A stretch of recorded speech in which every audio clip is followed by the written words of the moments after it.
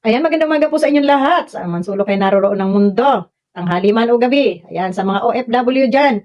Shoutout po sa inyong lahat and God bless. At sa mga bagong dikit po sa ating Mountain Channel, ako po lubos nagpapasalamat sa inyo. At sa mga walang sawang nanonood dito sa ating Mountain Channel at hindi nag-i-skip ng ads, maraming salamat po sa inyo. God bless po sa inyong lahat. So ngayon po, tuloy na po tayo at para tayo makarami. So ngayon, meron tayong ipapakitang, wala pala. Hindi ko pala na-screen, hindi ako pinasahan, ano, mga loko tumatwa. Ayan. So, hindi po. Ito na po. May pinasa na naman sa atin, screenshot, no? Na kung saan ay mga anak na ni BSM po ang tinitira nila dito. Ito po ay sa grupo na naman po ng e-lovers. Wala naman po tayo ibang ano dito, kundi sa grupo po ng e-lovers na kung saan ay mga obsessed na po sila. Yung anong tawag dito, yung parang desperado ang dating nila, yung desperado ang galawan nila, no? Na talagang mapasikat lang nila yung kanilang Erica ay hindi na malaman kung ano yung talagang i-comment nila. O ito, meron silang ipinost na bahay na kung saan itong bahay na ito ay parang bungalow, parang little mansion, ano, mansion ata to, bungalow type, pero maganda yung pagkakariguhit ng bahay, no? At pinagmamalaki nila doon na iyon daw ay para sa e-lovers, kumbaga ibakasyunan daw at ito ay paggawa ni Jun A. Jan sa Daet. Ngayon, itong mga animal na to, hindi ko alam kung totoo yung bahay na yon, pero ilalagay natin diyan sa ating ano, mamaya tingnan niyo na lang kung totoo ba yung mga nasa Daet diyan, baka pwedeng silipin niyo kung totoo itong bahay na ito, kung may bahay na ganyan dito Kasi parang iba yung pagkakaguhit ng bahay, parang ewan. Pero pinagmamalaki nila. Tapos ito, ayun. Ang sabi nila, inggit na naman daw ang kalingap doon sa pabahay at bakasyunan daw ng mga e-lovers dyan sa Daet. No, alam niyo kahit sa ulap pa kayo magtayo ng bahay niyo, walang maiinggit sa inyo kahit mansion pa yung bahay ninyo at yung mga ugali naman ninyo ay mga halimaw. Walang maiinggit sa inyo. Kayo na ang tumira sa mansion ninyo. Okay na kami dito sa aming kubo-kubo, basta ang nakatira ay tao at maganda. Maganda nga yung bahay niyo, halimaw naman ang nakatira. No, iyon ang hindi maganda. So ito, sabi dito ni ano, ni Teresa Porte, ito ay isang follower siguro, ano nila dito, ang sabi dito ni Luki, nako, bubula na naman ang bibig ng luki-luki na si Balasubas. Si Balasubas, may si Kuya Balyon. Puro content live, pero ang topic si Ikay. At compare sa maganda at sexy, kuno, luya, pinitpit.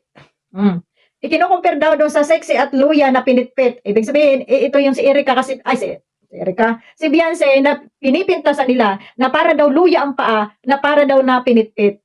No, tapusin ko muna ito. Yung kung ngumiti, parang nagngunguya ng bato. Grabe yung panlalait nila dito kay Beyonce. No? Grabe yung panlalait nila dito kay Beyonce na pinitpit daw ang paa, kumbaga pangit yung paa, siguro bukad ka yung mga daliri ni Beyonce sa paa at sabi raw parang pinitpit, no? Tapos, pag gumingiti raw, parang luya. Kamusta naman doon sa ikay nyo na pag ngumiti parang may nakapasak? Ano, parang wag na natin sa, anuhin nyo. Kasi, alam nyo na kung ano ibig kong sabihin na. So, wag nyo i-comparison lagi, no? Kung ito man sa aming Beyonce ay parang luya ang paa, sa inyong paningin, kumusta naman yung mga mukha ninyo na parang kaldero, wet ng kaldero na hindi hinugasan, na maitim na isinalang sa uling, na dugyot, yung mga bunganga ninyo, mga dugyot, no? Tapos sasabihin nyo yan si Kuya Balasubas, termin si Ikay daw ang topic, no?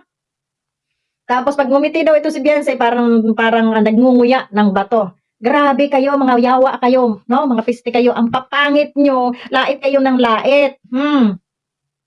Tapos sabi nito isa, yes, more blessings sa Ikay namin.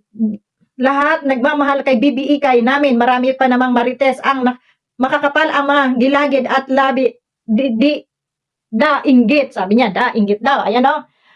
Sa tingin niyo sa mga ginagawa niyo ito, sino ba ang naiinggit?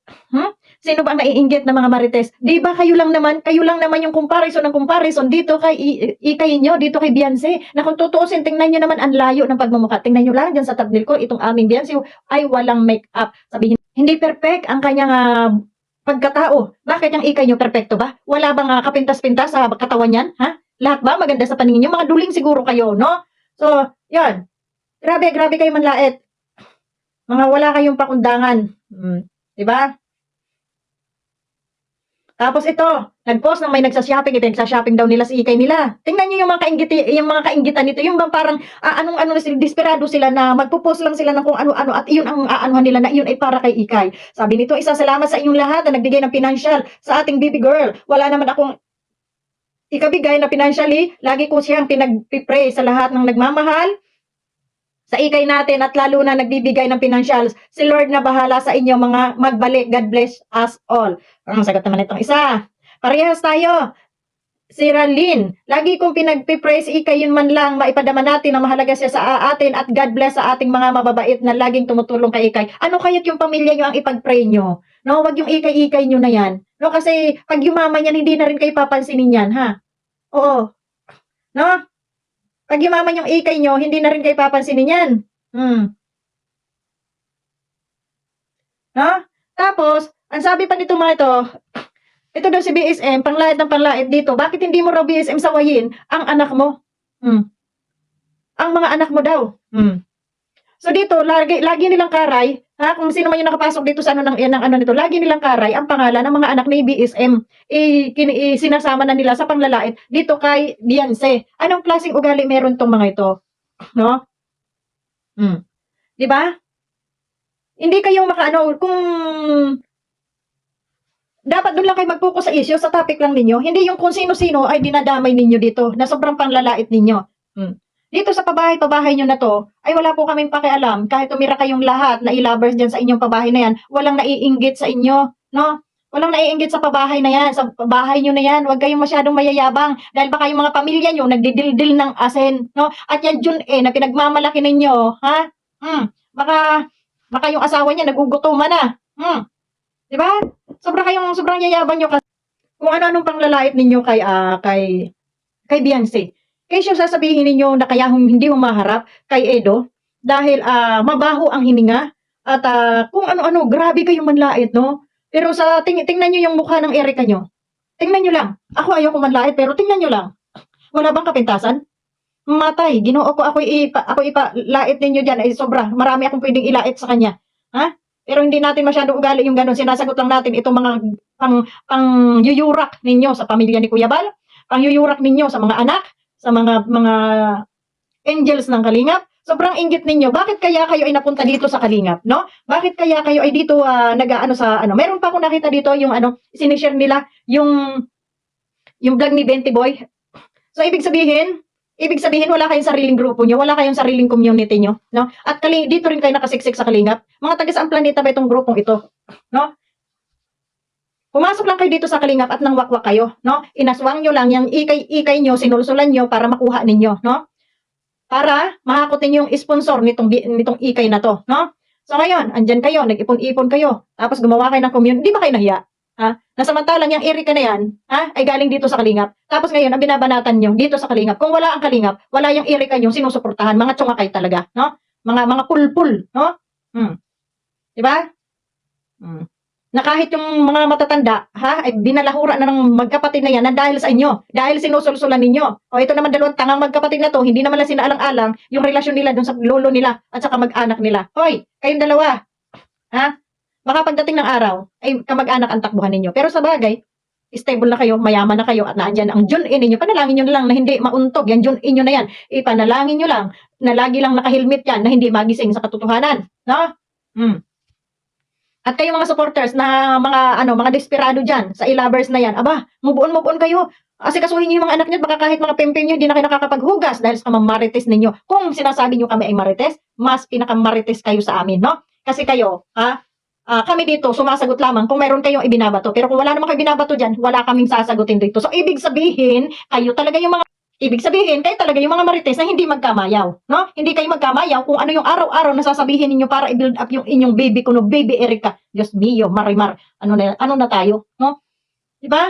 O kami rin, i-build up din namin ang aming baby Beyonce, na pintasan nyo man, laitin nyo man, na kayo pinulot sa kanal, dugyot, mukhang luya yung paa, mabaho ang bibig, sira ang ngipin, okay lang yun. Alam nyo kung bakit? Kasi siya, Pino naman siya, no? Mahinhin. Hindi kagaya ng Erica nyo, mahinhin. Nga, ano yung kasunod? Saan ko ba narinig yung kay Ate Malo? So, yun. No, huwag kayong mamintas dahil talagang sobra naman kung may kapintasan ang aming Beyonce ay mas malala naman yung kapintasan ninyo, no? So, yun lang ang ating banat sa inyo for today sa mga e-lovers diyan, ha? Na mga praning, na mga luki. Oh, at huwag niyo sabihan si Kuya Bal na luki, si Kuya Bal ay matino, ha? At nagko-content lang sila dahil tinitira nyo. Eh kung hindi nyo tinitira, kung hindi nyo pinapakialaman, kung hindi nyo inapi-api yung dalawang matanda, oh, ay di sana ay walang ganun. Oh, hindi kayo iko-content ni Kuya Bal. Tapos hanggang sa mga anak ni BSM ay inyong binabanatan, no? O ngayon meron na naman diyan na yung anak daw ni bakit ay hindi raw masaway ni Kuya Bal yung kanyang anak. Sinong anak ang sasawayin? Si Kalinga Prab? Abay, may sariling pamilya na yon, no? At wala naman yatang nilalabag si Kalinga Prab, no? Siya ay nagbablog lamang na inaswang ninyo, winakwak ninyo, palibasa mga mukhang pera kayo, gusto ninyo makuha ang mga sponsor o kaya pinasok ninyo ang Kalingap at hinila ninyo ang subject ng Kalingap. O hindi ba kayo nahiya? Ha? Ang buwakang kayo ng ina nyo. Ha, mga e-lovers, mga buwakang kayo ng ina nyo. Ha, nakakagigil kayo, sarap niyong buhusan ng kape. O, malaki pa naman yung baso ko dito. Kape muna.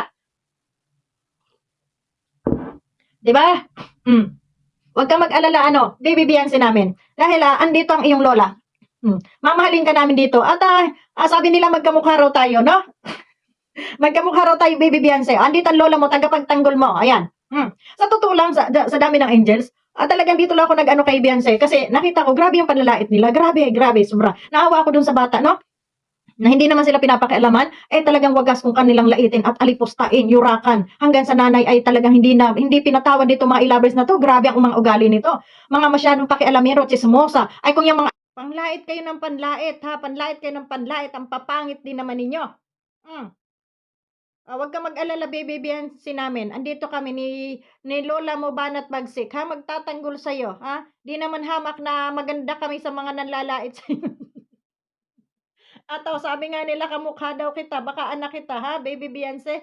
Alam mo yung pag umuwi ako ng Pinas, ayan, pupuntahan ko to si baby Beyonce at magpapapicture kami. Titingnan ko kung magkamukha nga kaming dalawa. At baka ito na yung aking nawawalang anak. Ako pa yung may nawawalang anak, matagal na, baka ito po, no, ay naipaampon kung saan. At sabi nila kamukha ko raw. Ayan. Huwag ka mag-alala. Baby Beyonce namin. At narito lang ang inyong mga lola at nagmamahal sa inyo. Yun lamang. Maraming salamat.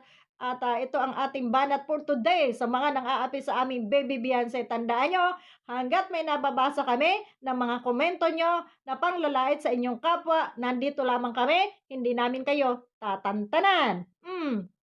Babus!